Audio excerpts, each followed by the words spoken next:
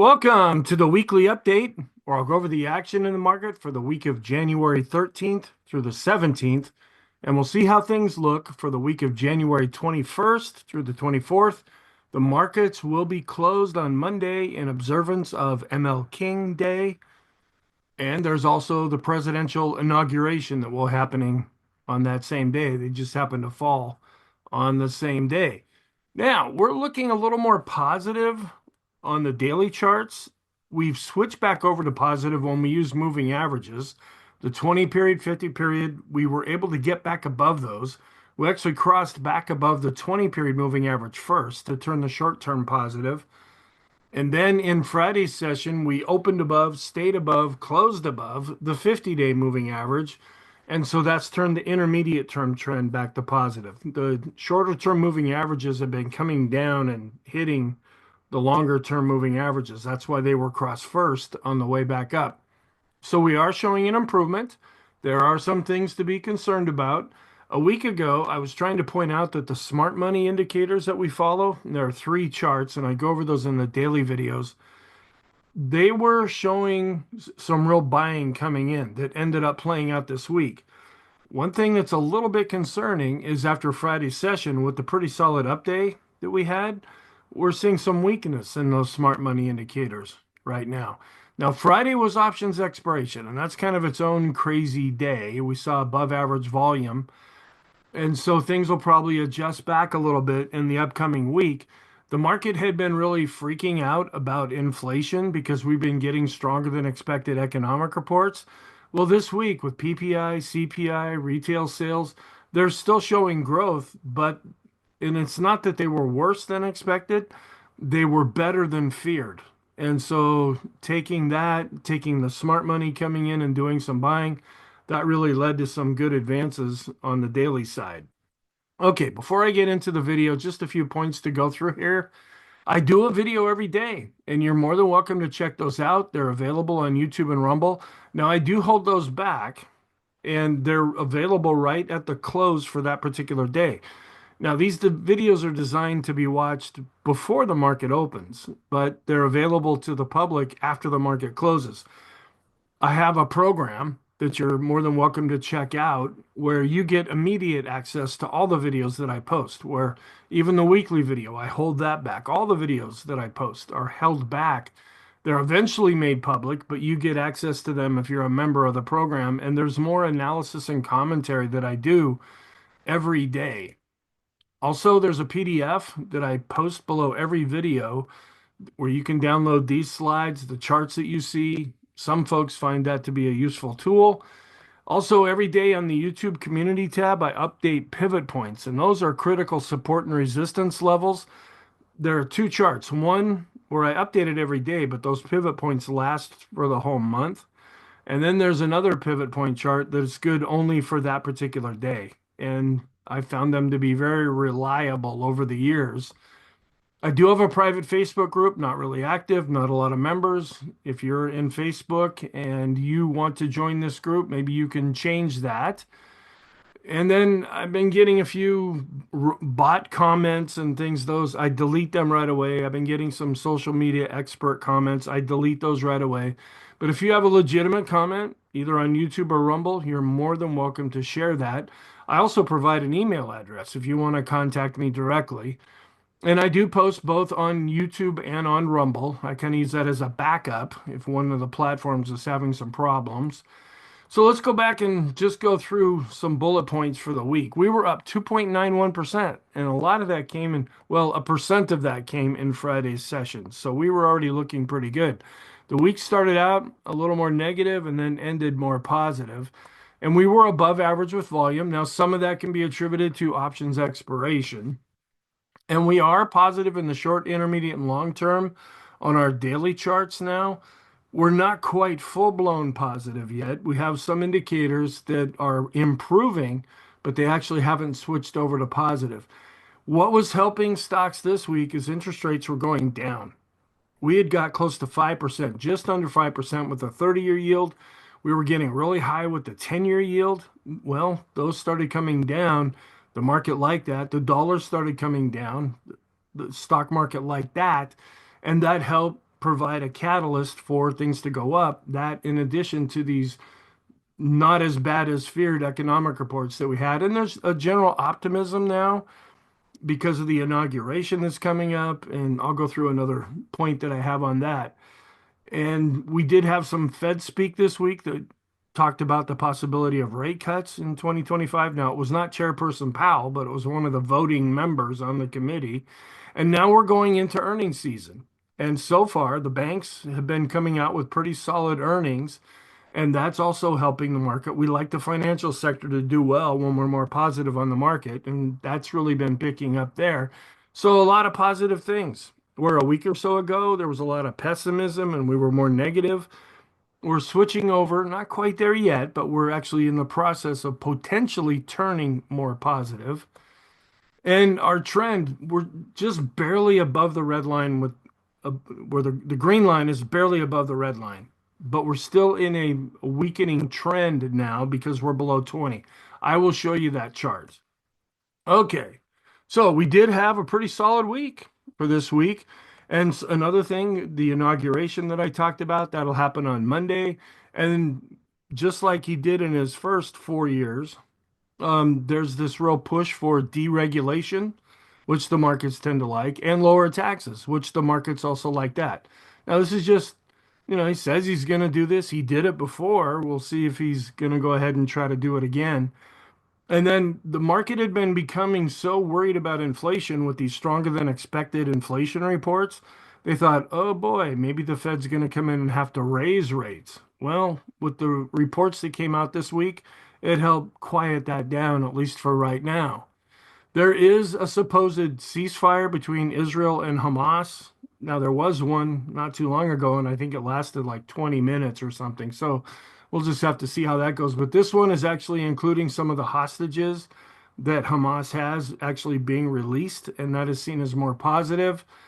Interest rates declined. A week ago, we were at 4.88% with the 10-year yield. We came down to 4.61%. That's a pretty hefty move to the downside. And the dollar came down. Not very much. It's still pretty strong, but it did come down. And then banks did come out with their earnings. We had JP Morgan, Goldman Sachs, BlackRock, Wells Fargo, Citigroup, and all of these reports taken together were better than expected. And so that not only helped the stocks, there was a bit of front running going into these earnings reports. So that kind of makes you a little concerned that, okay, they're going to buy the rumor, sell the news. The reports were good enough where the stocks just kept going up after that. And then this is one of those weeks, and this we could be seeing this with some of our smart money indicators. Growth had a pretty good week, but for the week, value outperformed growth. Now, in a more positive environment, we want growth to outperform value. And it has been since about the last part of November. And that's when we look under the surface at the market and see this happening, because it's just the opposite of that when the market's getting ready to go down. Now, value had been really getting hit pretty hard lately, so maybe this is just a bit of a bounce here. We'll keep an eye on this because too much of value outperforming growth could be a warning sign to us. But just over the course of this week, mostly in Thursday and Friday session, okay, we're noticing that that's happening, but we're not seeing a real big trend right now. And small caps are finally kicking into gear. The question now is, can they keep going? They actually outperformed the mega caps, which also had a pretty good week. And then the equal weight version of the S&P, the rest of the S&P, where the weighted version, that's driven by the Magnificent Seven stocks. Well, the equal weight was up 3.9%, and even the S&P itself was up 2.9%. So, I mean, both of those are good, but to see the equal weight doing a little bit better, that just means more stocks are participating in the up move. And then we were able to get back above the 50-day moving average with the S&P 500. And so that has turned the intermediate term trend back to positive. So for the week, the Dow was up 3.4%, the NASDAQ up 2.4%, the S&P up 2.9%, and small caps were up 4%. And I've been showing this for quite a while now, that this is the longer term look at CPI, which is our inflation gauge that we look at. We're still possibly in this period with inflation coming down. Now, there's some concerns that it's starting to go back up. But this past week with CPI coming out, Yeah, it's still going back up, but it's not is going back up as much as the market thought it was going to. But the reason I show this chart is you can see what happened after that. Now, I'm not predicting anything. What I'm trying to show in this chart is how things can really be coming down as far as inflation, and over a relatively quick period of time can switch and we could see massive inflation. So we're just watching out for that. We don't know what's going to happen here, but it's been kind of going hand in hand with what happened from 1966 up to 1982. So we're just keeping an eye on that. That's why we watch all these economic reports. That's interest rates were going up because of a fear of inflation.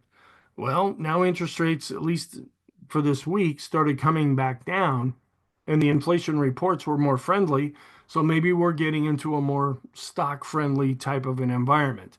But this could change at any time, and we could really start to go up like we saw in the mid to late 70s. Also, we're still above the 4.02% with the 10-year yield. That's above where when we go above that, that starts biting into corporate profits. We're coming down, but we're still at 4.61%. This has not been updated now. It won't be updated until next month. This just shows an increase in those people that are long-term unemployed. And this is what I show, and the takeaway from this is the red arrow, that we're still going up and to the right when we look at earnings going out into the future. That justifies stock prices going higher. Then an average year isn't so average, okay? This is just taking all the way back to 1950, and it's just saying, okay, what usually when you talk about the S&P over a long period of time, it gets between 8 and 10% a year. Well, that's including down years. The last 2 years, we've been over 20%. So an average can sometimes be a bit misleading with things because we've had two really good performing years back to back. And so it doesn't necessarily mean that we're going to fall into that 8 to 10% range. We could go lower than that. We might, some forecasts that I see are looking at maybe 12% or so. But that could always change. That could turn into being a negative year. And then looking at the PE valuations against history, and where we're still seeing now this is kind of interesting here because the another chart that I show here, especially looking forward with earnings, we have the small caps much lower than they're showing right now. But the NASDAQ 100, right now it's up at 28. Now we use a 10 to 15 to 20 scale to measure this. When we're above 20, the market is considered to be expensive.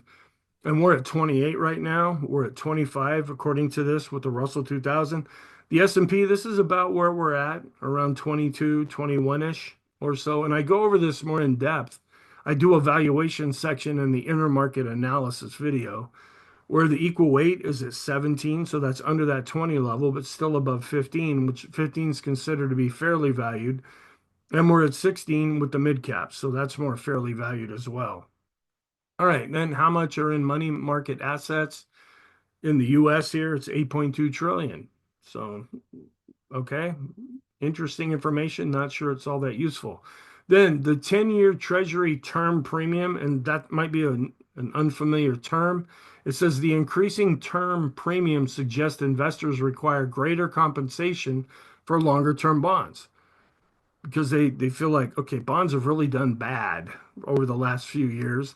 If we're going to get into these bonds, we want to get something in return here. It's reflecting heightened interest rate and inflation risks associated with extended durations. That's why we're seeing this going up as interest rates had been going up as well. Energy prices follow history, rising as the Fed cuts. This is just comparing what the Fed is doing with what energy prices tend to do. And then we did get housing data this week, and this is pretty much showing how the number of units, and it's really hard to see over here, but we're actually going up back up a little bit. Now, housing has been under a lot of pressure as interest rates are going back up, but we're seeing a lot of new mortgages, either refinance or brand new mortgages in the past week. We saw pretty good numbers for the building permits and housing starts and things like that. So that could be giving some support to this area. But it's like they could sell their house, but they can't afford to buy another one. and interest rates are going back up. So mortgages are more expensive and housing prices are pretty high right now. And that's put the whole real estate area under a lot of pressure lately. And then this is the MSCI World Performance against the dollar. I use a different index. I use the US dollar index. This is DXY. And this just shows that there's a pretty strong correlation between how the dollar does and how, when you look at all of the stocks in the world on a year over year basis, there tends to be a longer term correlation. All right, fact set, we're just starting to go into earnings season now. Only 9% of S&P 500 companies have reported. There'll be a lot more when I do this video a week from now. And 79 of those 9%, or 79% of those 9%, they're above estimates. So they're coming in better than expected. And this is a trick that they usually play. They might lowball their forecast so that then when their report comes out, it's like, oh, they beat expectations. And then the stock gets a nice little pop from that. But I wouldn't necessarily take a lot away from the rest of this paragraph because we're just getting started with earnings right now. So here's our intraday chart going back to Monday, where we did have a lower open, but this was actually kind of positive. I was looking at actually setting up some bearish positions here.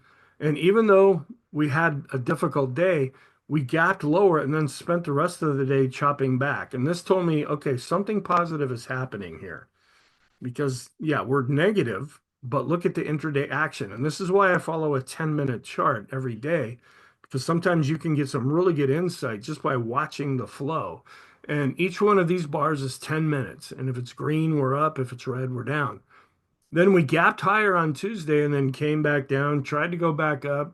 And this looked like it was putting in a nice little bounce here, but it may have started too early with the smart money coming in. And we just kind of fizzled out, went sideways, dropped back down, although we did recoup some of that going into the close. Then things started to turn more positive on Wednesday. And I think I mentioned Thursday before. That was a yawner of a day. But Wednesday, we gapped higher and we were able to hold on to those gains and we closed just a little bit off of the high. Thursday was really boring there. And then on Friday, this is where we gapped higher and not an awful lot of intraday action after that. We're now dealing with the 6,000 level with the S&P 500, and we ended up closing down a little bit off of that. So it was a pretty positive week.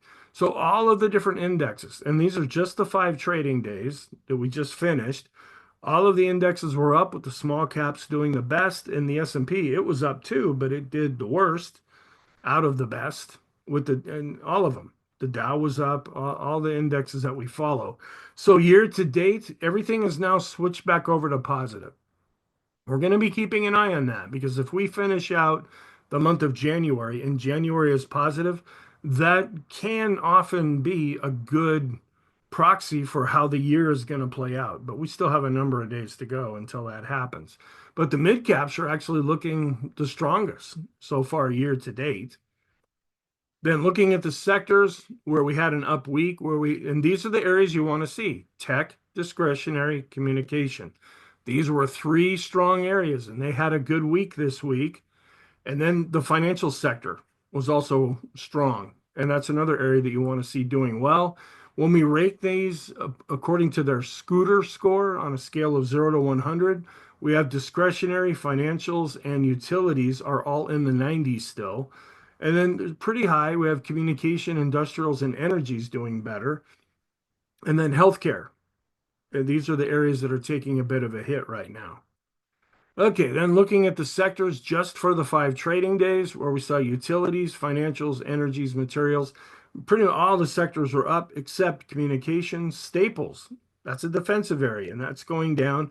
And healthcare got hit. There was some news about one of the big companies that really took the stock down, took the index down, and took the whole sector down with it. I forget the name of the company.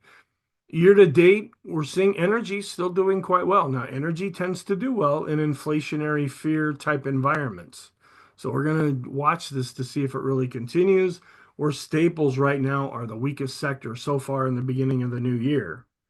All right, then looking at the relative rotation graph, where this goes back over the last year and it compares it with the SPY, which is the ETF for the S&P 500. where we're seeing discretionary. And really, this kicked into gear about August, and it's been the best performing sector since that time. Communication is still green. We're seeing a little bit of a falling off, even though we've been bouncing back lately with the financials. And then a lot of the other areas like healthcare, materials, staples, real estate, utilities, these have been showing some weakness recently, with energy also showing some weakness. And then tech is showing a little bit of an improvement. It's actually blue. But the most positive parts of this green area up here, these are the strongest parts of the market. Where the red area, those are the weakest parts of the market. But this goes back over the last year, not just the last few weeks or months. This looks at it more in a list type of form where we see communication and discretionary doing pretty well lately. More neutral right now is the financial sector, even though it has been improving lately. And then some of the other areas that are more either defensive or based around what's happening with the economy, those are actually seeing some weakness now with tech showing some improvement. Then we look at just the major markets here, and we're still seeing kind of a jumbled mess, but something that seems to be breaking out right now is the Nasdaq 100 and the S&P 100. These are really big stocks where we're seeing utilities after they had been a really strong area, they have now been lagging.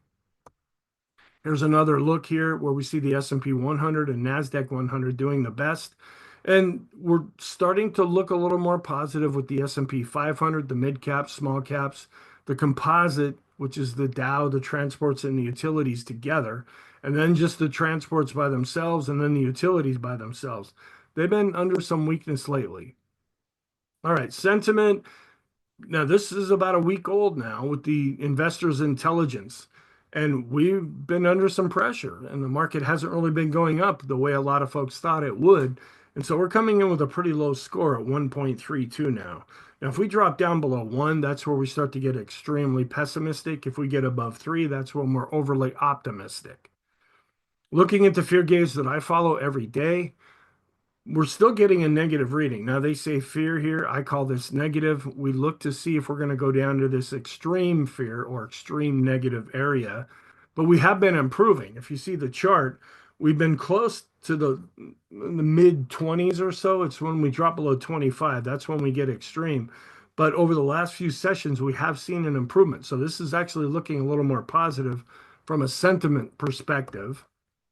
And we're getting a very low reading here. This is a Goldman Sachs sentiment indicator where we're still dropping below the midpoint, where after we were getting a very optimistic reading lately.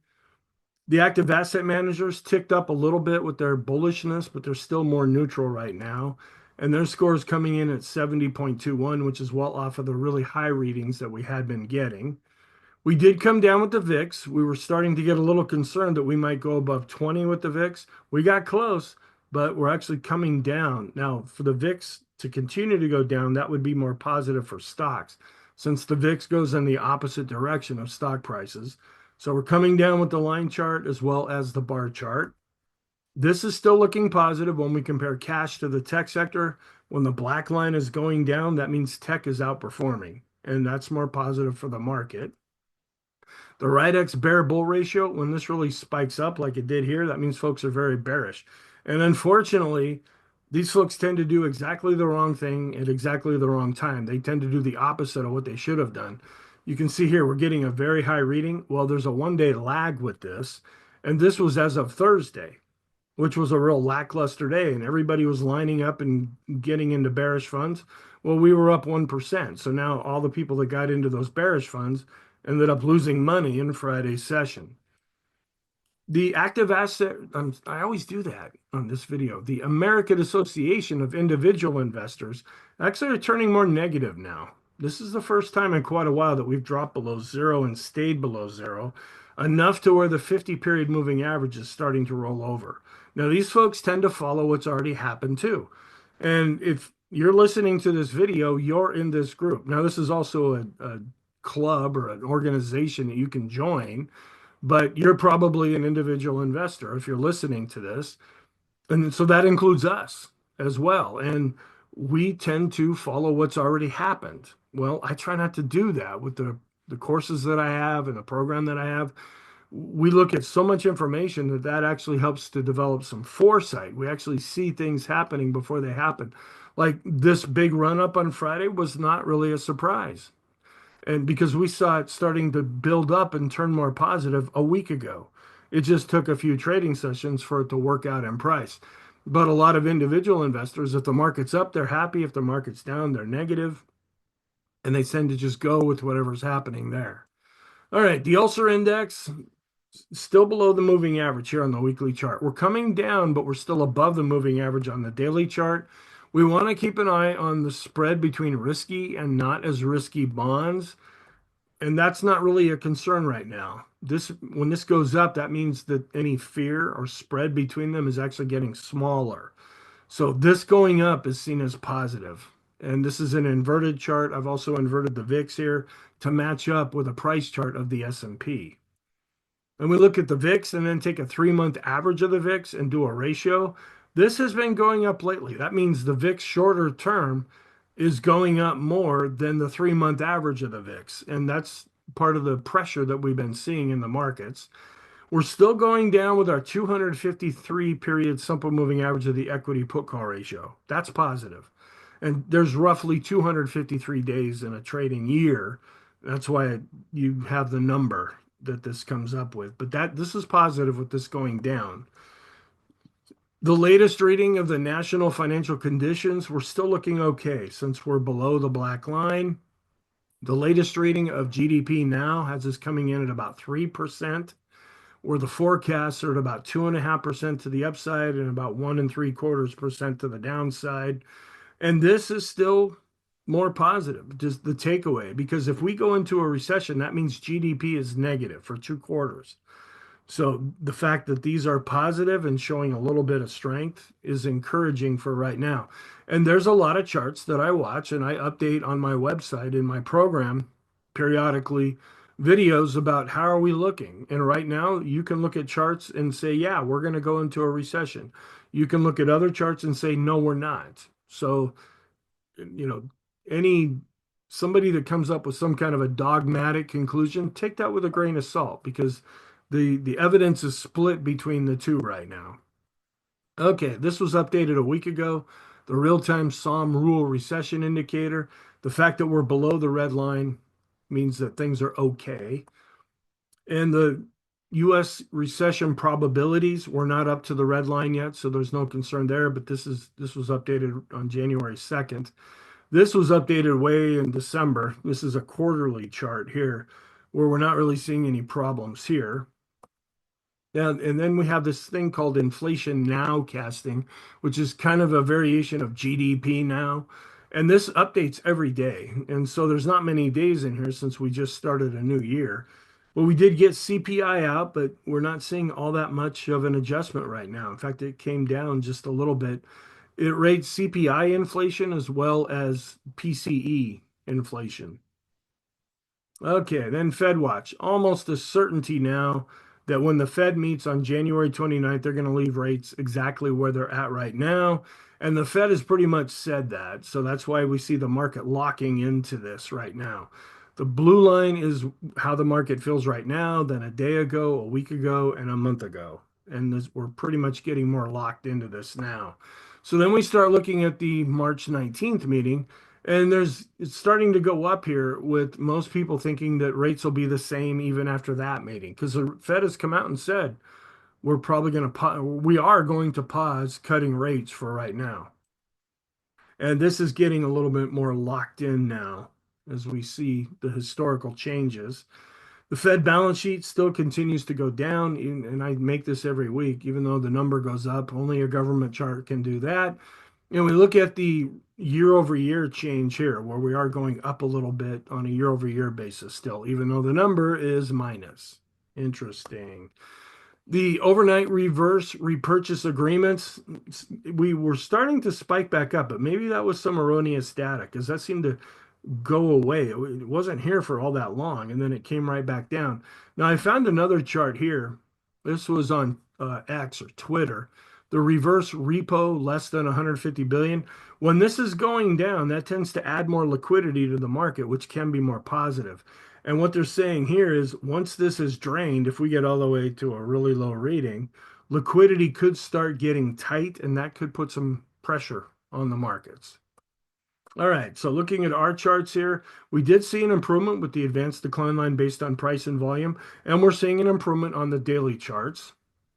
And we're starting to look better on the daily charts when we take the new highs minus the new lows.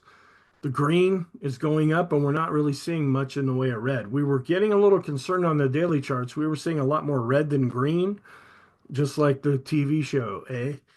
Now we're starting to go back up. We're going up on the daily chart. We're starting to turn back up with the 4-week moving average, where I have a 5-day moving average on the daily side. And this is a 10-week moving average, where I have a 10-day moving average on the daily chart. And this is positive. This shows that more of the S&P 500 is participating in the upward move.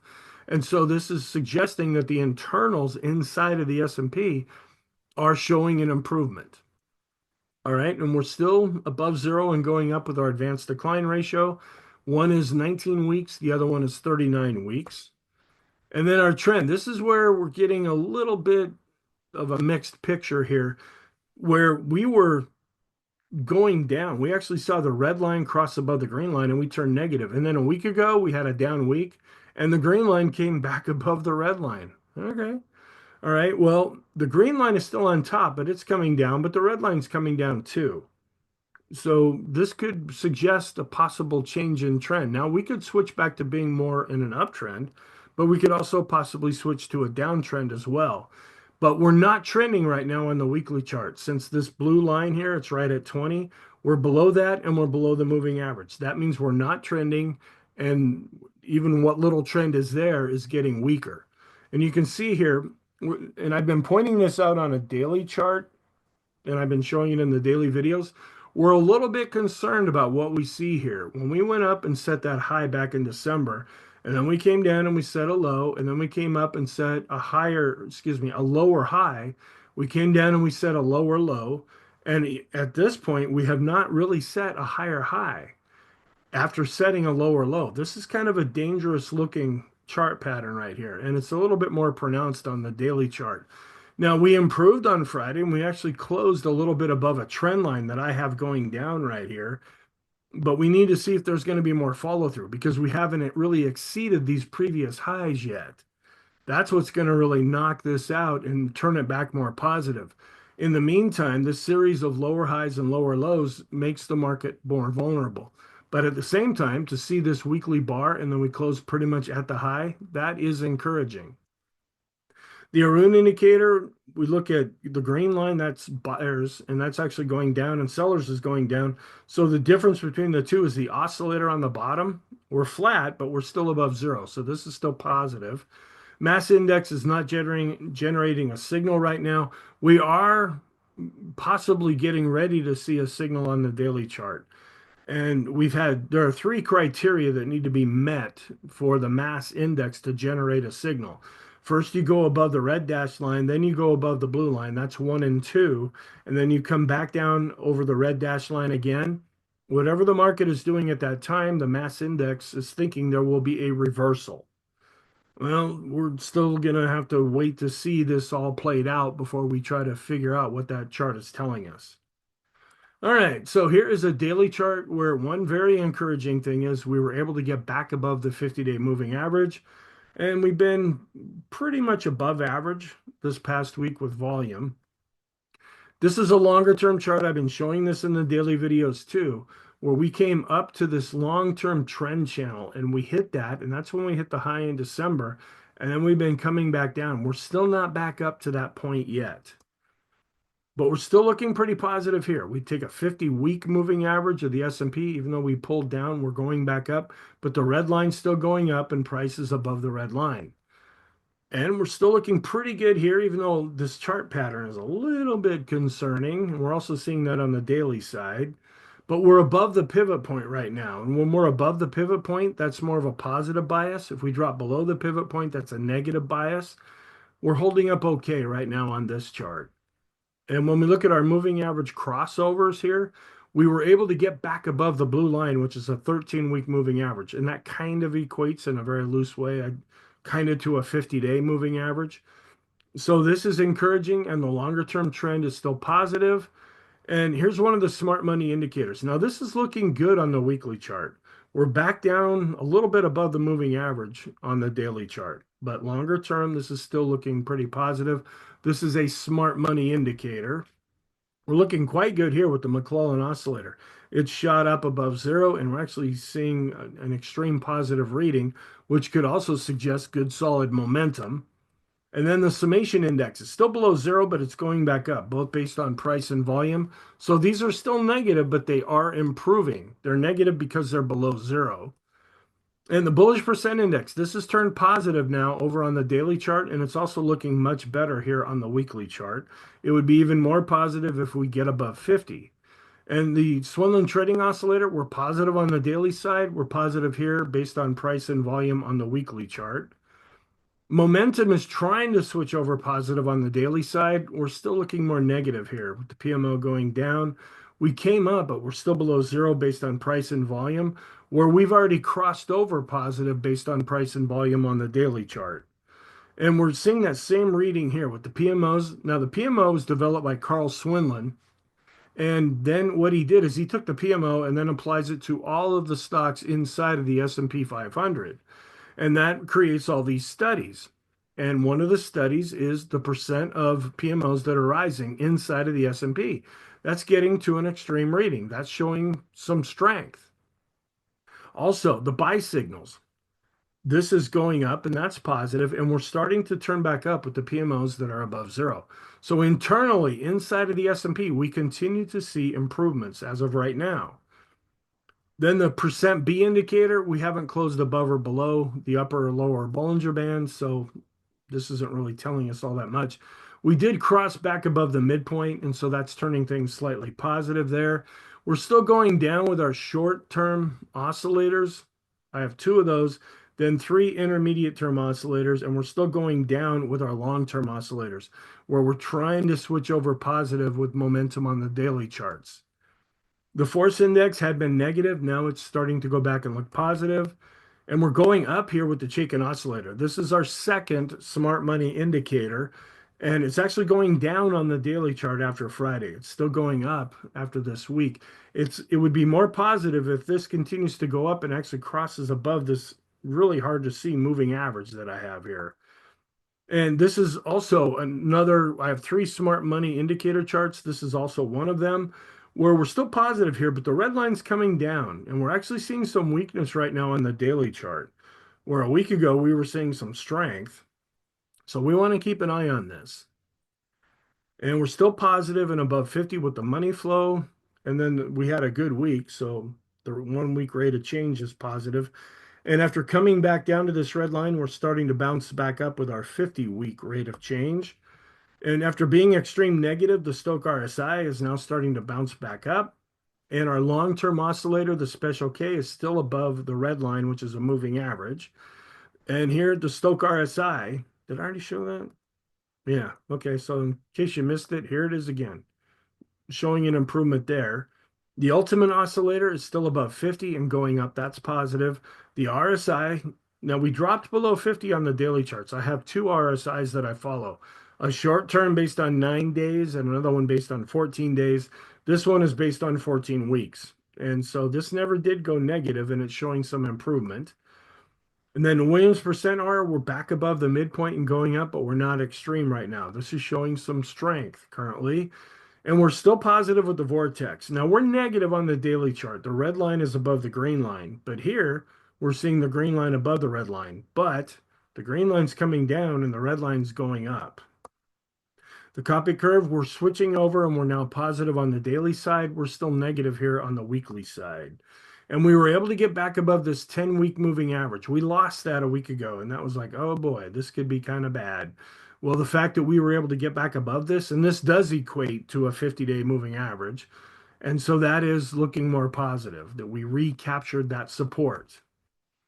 We're still negative, though, when we look at the Heikin Ashi with the black candles. We're still negative with the Kagi chart. It's red and pointing down.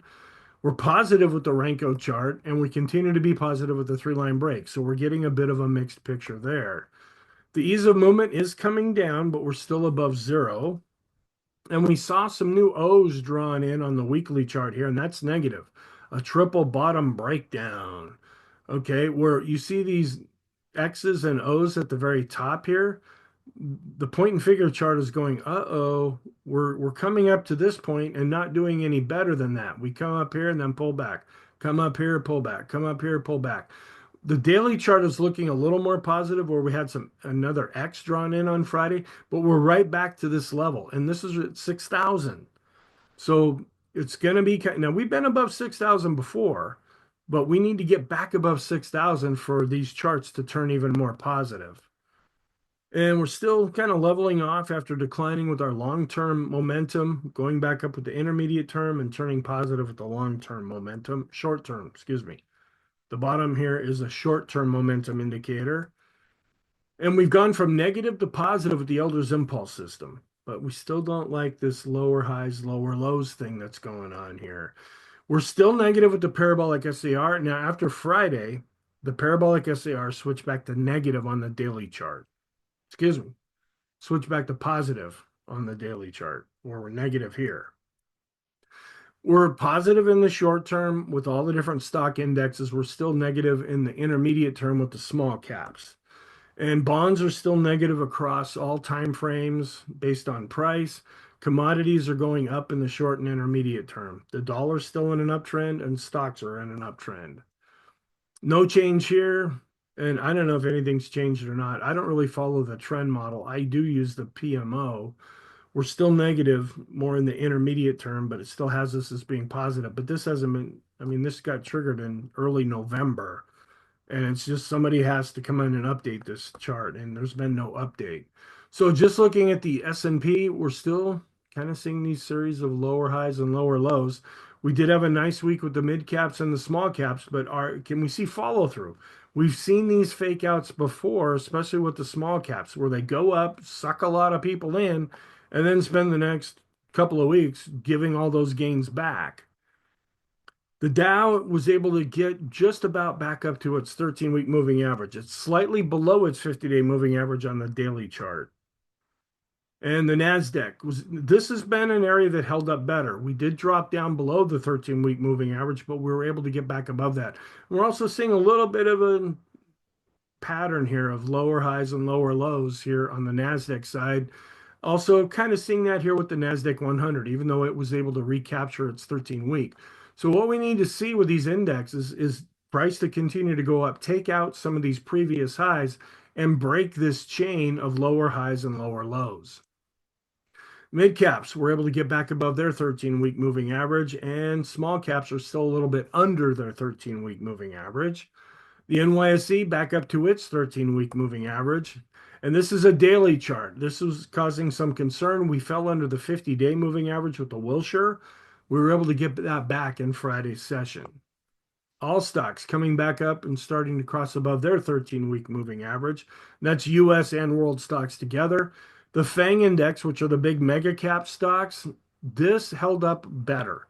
We came down both the 50-day moving average and the 13-week moving average provided support, and so far we've been above that. But we are also seeing a series of lower highs and lower lows here. ARK ended up being up 3.72% because they own so much Tesla that if Tesla does good, ARK does good. The banks, which we were getting concerned about this, we had been coming back down recently. Well, they had a good week this past week. We're still above 50 with the RSI. We're negative with the momentum, but trying to turn up. And we look at just traditional Dow theory, which is just the Dow and the transports, where the transports are lagging behind here. The Dow is not doing all that great either, but you can see by the chart, it's going back up where the transports have been going down a lot more. And utilities have been weak, but they ended up having a pretty good week this past week. Another look at this chart. This is the QQQs, where we're seeing a series of lower highs and potentially lower lows here. We need to go up to break that. And looking at seasonality, we're looking at January, where this improved a lot, where over the last 5 years, we've been up 60% of the time with a return of 0.7%. But we're not done with January yet, at least for 2025. Looking at commodities, they've been stronger lately, and this has been causing some inflation fears. Inflation fears have also been pushing commodity prices up. So it's kind of like chicken and egg type of a thing here. But this has been a little bit stronger, and that's been causing the market some problems. Oil has been going back up too, which could be causing some inflationary concerns. The dollar is still really strong. We're up into the 109.2 range, where we got up to 110 there for a while. Copper is starting to show an improvement here as possibly the economy is looking okay, at least longer term. Gold has just pretty much been going sideways, but it's back above its 13-week moving average. Silver came all the way down to its 50-week moving average, and it still is not above its 13-week moving average yet. Interest rates here. We've been watching this in the daily video where we dropped down below the 200-day moving average, which is 50 weeks here. And we're starting to get that back now. So even though this support level was lost, if we can bounce up out of that, that would mean bond prices are going up and interest rates are going down, and that would be more positive for stocks. And we look at the monthly chart of the stock to bond ratio, stocks still continue to outperform. And this is a daily chart of the yields where we see where interest rates have been coming up, and that was pressuring stocks. Well, lately they've been coming down. And then when we look internationally, we're keeping an eye on this red line, which are Japanese interest rates.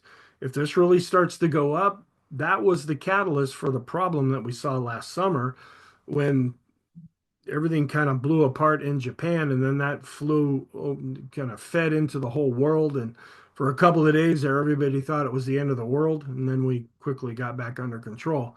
But so we're watching this red line here to see if something like that happens again. And I still am going back to the beginning of 2024 here. Gold is still doing the best, followed by stocks, then oil, then the dollar, and bonds are still underwater. Once we get through the month of January, then I'll start just showing the 2025 chart. The NASDAQ is still outperforming the S&P, even though they both had a pretty good week this past week. The S&P 100 is pulling back as we're seeing the rest of the S&P 500 actually do a little bit better. But longer term, the bigger stocks are still outperforming. Growth is still outperforming value, even though it has been rolling over lately. Gold to the S&P, not much of an advantage on either side there. Bonds continue to underperform stocks. And then gold has been going sideways while the dollar's been going up. So that's why we were seeing this ratio coming down. But it actually went up a little bit this past week. And this is more encouraging too. The longer term chart of the low volatility stocks on a ratio with the S&P, this is going down. That means the market is not getting defensive. If you notice at the end of 2021, this really started to go up, and that's when we ran into a lot of problems. Well, it's going down right now, but we'll keep an eye on this. Discretionary, one of the strongest areas right now, is really outperforming staples. That's more growth over value. Energy is bouncing back up. It's still underperforming tech. Small caps, still underperforming tech on the weekly chart. And then long term, not much of a change here with the NYC breadth thrust. I stopped talking about this WAG NYC breadth thrust because we went beyond this 10 days now and we didn't get up to this red line. Longer term, we're still looking good when we go back to the 1987 crash. This is a further blow up of that same chart. We're still well above this trend line. We're still on a full-on buy signal with the Zohorchak method. NASDAQ 100, the weekly chart, still looking really solid here.